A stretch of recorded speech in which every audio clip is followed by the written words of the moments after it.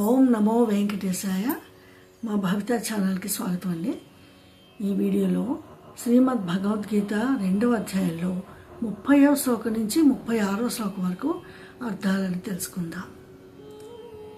శ్రీ గురుభ్యో నమః. శ్రీ పరమాత్మనే నమః. దేహి నిత్యమవధ్యోయం దేహే సర్వస్య భారత తస్మాత్ సర్వాణి భూతాని నత్వం శోచితుమర్హసి.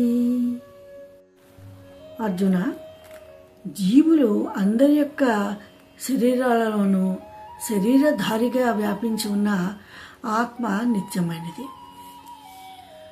ఈ జీవులందరి శరీరాలను నరికివేసినా కూడా ఈ శరీరాలను ధరించి ఉండే ఆత్మ వర్ణించే అవకాశమే లేదు. అందువల్ల ప్రపంచంలోని ఏ ప్రాణి యొక్క మరణం కోసము కూడా నువ్వు విలపించవలసిన పని లేనే లేదు. స్వధర్మమపి చావేక్ష్య న వికంపితుమర్హసి ధర్మ్యార్థి యుద్ధాత్ శ్రేయోన్యత్ క్షత్రియస్య న విద్యతే. అర్జున, జన్మసిద్ధమైన నీ స్వధర్మాన్ని పరిశీలించి చూసుకున్నా సరే నువ్వు ఈ యుద్ధం నుంచి ప్రక్కకు పోవడం తగిన పని కాదు. ఎందుకంటే ఇది ధర్మ సంరక్షణ కోసము, దాని ద్వారా ప్రజా సంరక్షణ కోసము ఏర్పడిన యుద్ధం. అందుచేతనే ఇది ధర్మసమ్మతమైన యుద్ధం. క్షత్రియుడై పుట్టినవాడికి ఇలాంటి యుద్ధం కంటే మించిన శ్రేయస్సాధనం మరొకటి లేదు. యదృచ్ఛయా చోపపన్నం స్వర్గద్వారమపావృతం సుఖినః క్షత్రియోః పార్థ లభంతే యుద్ధమీదృశం. అర్జున, ఈ యుద్ధం నువ్వు కోరుకుంటే వచ్చింది కాదు. ఇది దైవ వశంచేత వచ్చి నీ మీద పడింది. అందుకే ఇది తలుపులు తెరిచిన స్వర్గలోక ద్వారం వంటిది. ఇలాంటి యుద్ధం ఎంతో అదృష్టం ఉన్న క్షత్రియులకు మాత్రమే లభిస్తుంది. అధ చేత్వమిమం ధర్మ్యం సంగ్రామం న కరిష్యసి తతస్వధర్మం కీర్తిం చ హిత్వా పాపమవాప్స్యసి.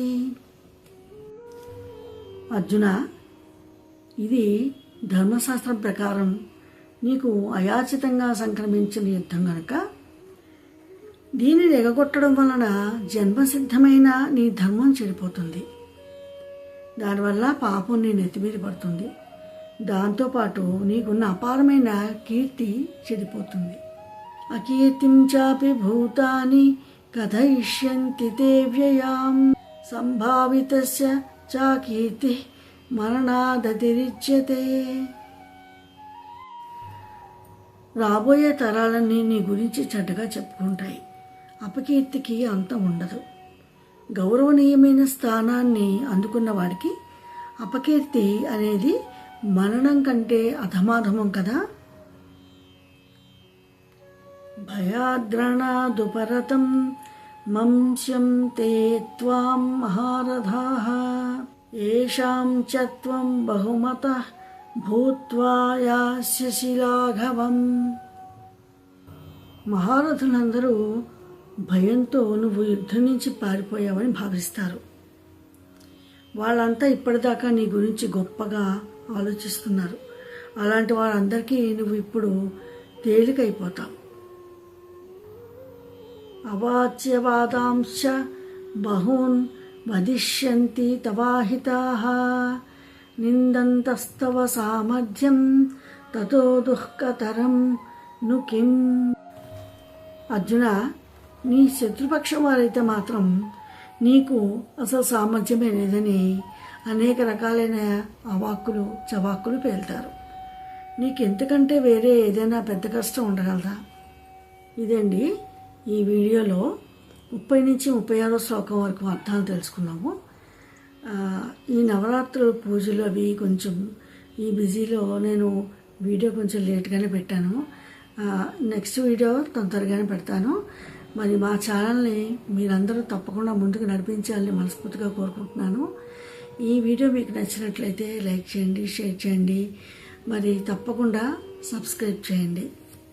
Thank you.